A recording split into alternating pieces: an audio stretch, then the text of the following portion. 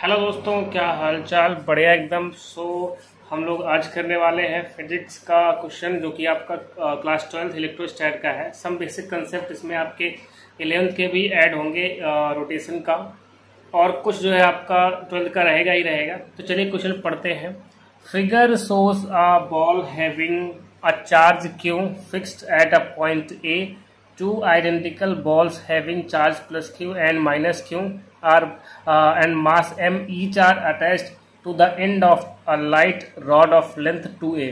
The rod is free to rotate about a fixed axis perpendicular to the plane of the paper and passing through the midpoint of the rod. The system is released from the situation as shown in the figure.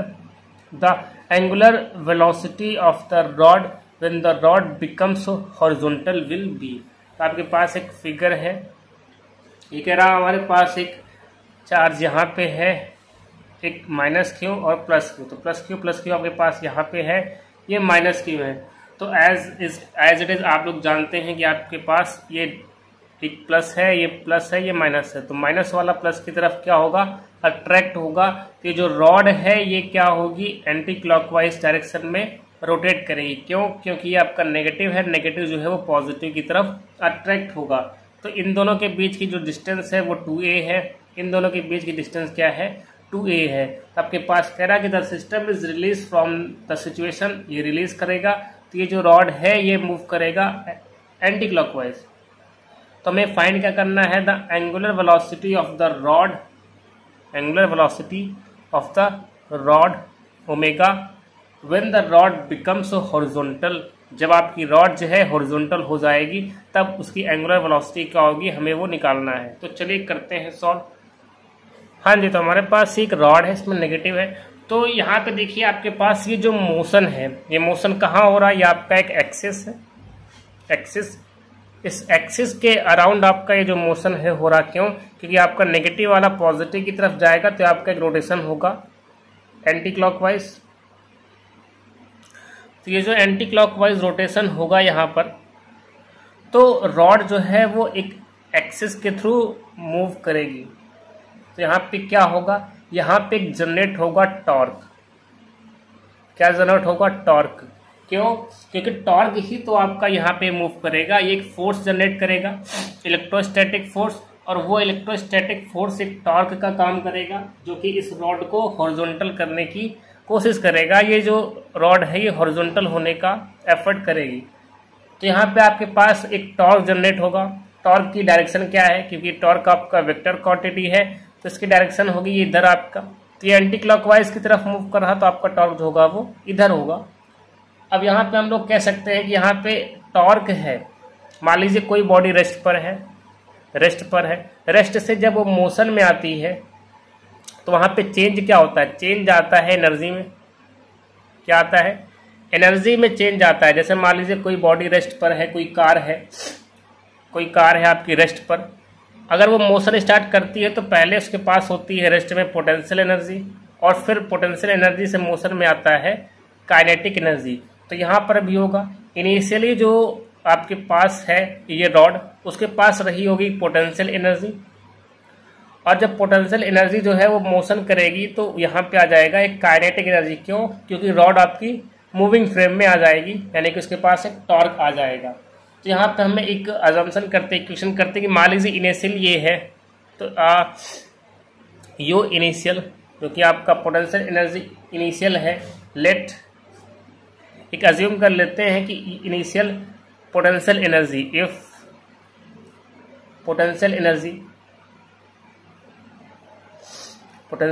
Energy of the system is equal to 0। Question number. क्यों? क्योंकि आपके पास potential energy system की बात कर रहा ना। मान लीजिए मैंने इसको एक पूरा सिस्टम मान लिया, तो इसकी जो पोटेंशियल एनर्जी होगी वो क्या होगी, वो चेंज नहीं करेगी, वो एक ही रहेगी। तो वो क्या हो जाएगा, 0। ये potential energy of the system is 0। मान लीजिए पूरे सिस्टम की पोटेंशियल एनर्जी जो है वो 0 है, और यहाँ पे आपकी जो रॉड है वो रॉड मूव कर रही है, यहाँ पे आपकी रॉड मूव कर रही है। तो मान लीजिए रॉड जो है आपकी the rod will rotate in anti clockwise में बोला है उसने, क्योंकि एंटी क्लॉकवाइज सेंस।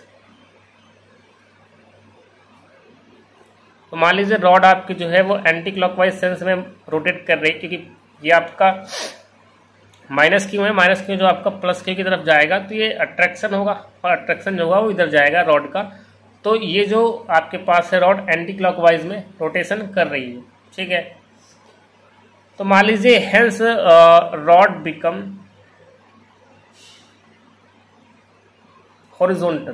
क्यों? हमारे पास केस वही है, वही कह रहा है कि अगर रॉड मूव कर रही है तो एक टाइम आएगा वो हॉरिजॉन्टल हो जाएगी। तो मान लीजिए रॉड जो है वो हॉरिजॉन्टल हो गई, तो हमारे पास क्या होगा, रॉड हॉरिजॉन्टल होगी तो हमारे पास जो पोटेंशियल एनर्जी है वो हमारे पास जो फाइनल वाली है, क्योंकि इनिशियल में आपके पास वो जीरो थी सिस्टम की, तो फाइनल में क्या आएगा। तो पोटेंशियल एनर्जी निकालने का तरीका क्या होता है, हमें पता है डिस्टेंस। तो सबसे पहले आपका आता है माइनस के Q square divide by distance. अब यहाँ पे डिस्टेंस क्या है, कैसी डिस्टेंस है, तो मान लीजिए यहाँ पे है कि 2a, तो ये रॉड जब हॉरिजॉन्टल हो जाएगी तो यहाँ से यहाँ तक का 2a है। मान लीजिए मैं अगर एक एग्जांपल लूँ तो यहाँ पे यहाँ तक का आपका 2 है, ये है, तो ये जो बन जाएगा तो यहाँ पे आपका आ जाएगा एक का क्यू, एक का a आ जाएगा। तो आपके पास जो बचेगा के Q square by A plus जो दूसरा आपका आएगा के क्यू स्क्वायर बाई 3a। कैसे 3a कैसे, 2a इसका और a इसका, क्योंकि रॉड आपका जो चार्ज है वो यहाँ आ जाएगा। तो पहला वाला जो आपका होगा वो q होगा और दूसरा वाला आपका होगा 2। तो 2 प्लस a क्या हो जाएगा 3a, आपका ये 3a हो जाएगा। तो हमने इसको सॉल्व करा तो आपका ये आएगा डिनोमिनेटर में 3a और ये आपका हो जाएगा -2 के क्यू स्क्वायर। तो आपका यू जो फाइनल आया वो आया -2 के क्यू स्क्वायर। अब जानते हैं हम लोग कि जो लॉस होगा, लॉस इन पोटेंशियल एनर्जी, तो पोटेंशियल एनर्जी में लॉस होगा वो इक्वल टू होगा किसमें, गेन इन काइनेटिक एनर्जी। तो काइनेटिक एनर्जी में गेन होगा, वही लॉस होगा पोटेंशियल एनर्जी में। क्यों? क्योंकि आपके पास जो रॉड है, रॉड मूव कर रही, इनिशियल में पोटेंशियल एनर्जी थी उसके पास, पोटेंशियल एनर्जी चेंज होगी क्योंकि मोशन में आ गया। तो रेस्ट से जब मोशन में आएगा तो इसके पास वो एनर्जी चेंज हो जाएगी काइनेटिक एनर्जी में। तो आपके पास क्या होगा, पोटेंशियल एनर्जी यहाँ पे है 2k Q square by 3a equal to, अब आपने देखा होगा काइनेटिक एनर्जी क्या होती है रोटेटिंग फ्रेम में, रोटेशन मोशन में I omega square 1/2 I omega square. I क्या होता है आपका मोमेंट ऑफ इनर्शिया किसी भी रॉड का।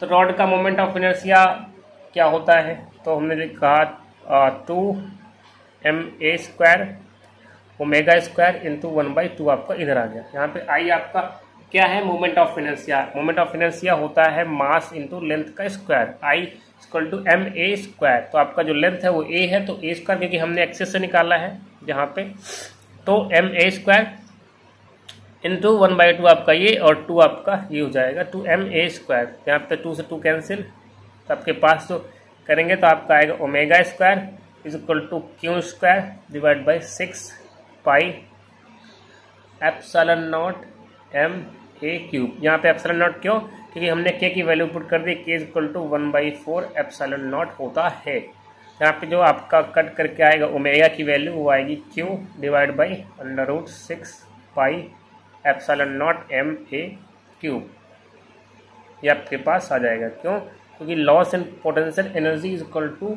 गेन इन काइनेटिक एनर्जी, जो कि आपका आंसर है सी। आई होप आपको समझ में आया होगा। Thank you.